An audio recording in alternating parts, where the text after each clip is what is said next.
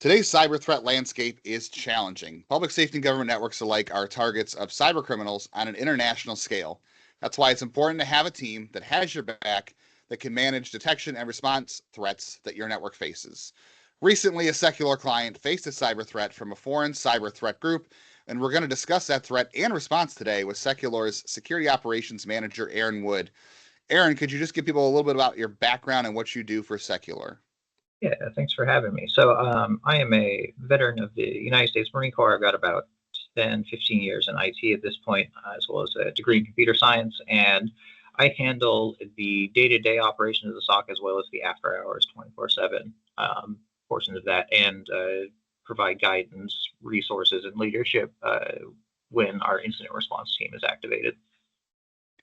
Aaron, tell us a little bit about the client who was facing this cyber attack. Who was it in nature, and a little bit about the attack they were facing? This was a network that provides a lot of internet infrastructure for the county, like DNS servers, websites. Tell us about the threat the county was facing from a detected suspicious activity from a foreign threat. Yeah, so what we saw was a particular DNS query for a domain that no longer exists. And as you mentioned, this came from a country that is associated very heavily with APTs, particularly those that target county infrastructure.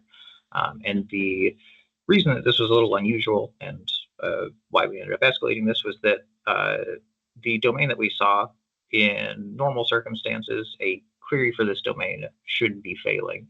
The domain that was queried no longer exists. It doesn't have any records associated with it. And so a normal user making a query for this domain would have gotten kind of the non-existent domain error in return. So the fact that we saw this interaction go to the existing county name server with this old domain very strongly suggests that the group responsible for making this query in some way had to manually build this query to send, and also had to know what the current county infrastructure was to even get it to the right place.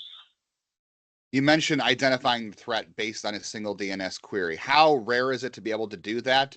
And what allows SecuLore to be able to identify threats based on a single DNS query? Yeah, so this kind of speaks to the power of heuristic analysis and the human touch.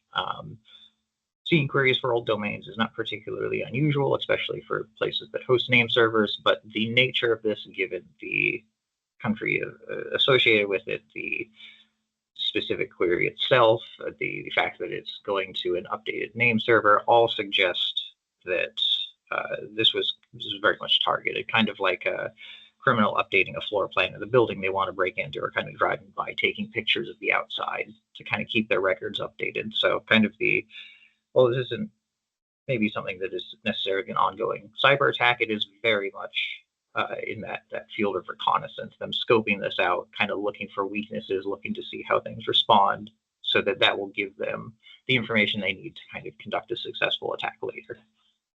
So only 2 bytes of data were transmitted before your SOC team, Aaron, escalated the issue and alerted the customer.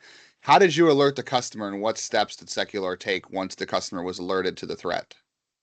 So we follow our standard alerting procedure here. We have our SOC analysts on shift 24/7 that monitor for alerts, and they saw this interaction, thought it needed further attention. They escalated it.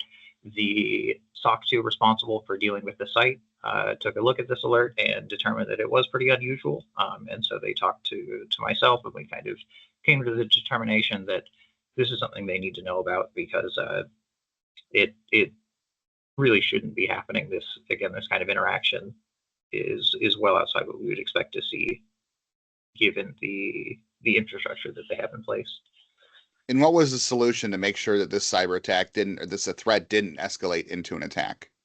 So the adage of an ounce of prevention is worth a pound of cure here is really relevant, because while again this is more on the side of reconnaissance, knowing that this is happening, knowing that there may be a group out there that is targeting this county's infrastructure, that it may be looking at ways that it's responding to old requests, all kind of, it's all information to help arm them against future attacks, to harden these systems, to kind of make decisions with knowing that there's maybe a group out there that is looking to exploit these weaknesses. What are the lessons learned for the SOC team and the client, and what are some best practices the client and other sectors, other industries in this sector that could follow? The lessons learned for our SOC were that heuristic analysis and human touch are critical. This was something that would not have been included on malicious hit lists, so having a human there to make that determination was really critical in getting this escalated.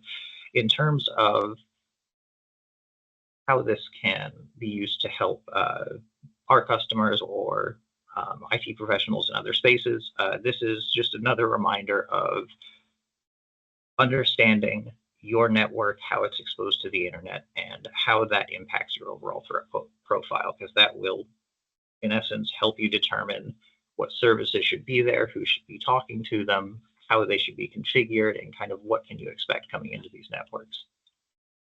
Thanks to our SOC team and Aaron for being able to thwart this cyber threat that one of our clients faced.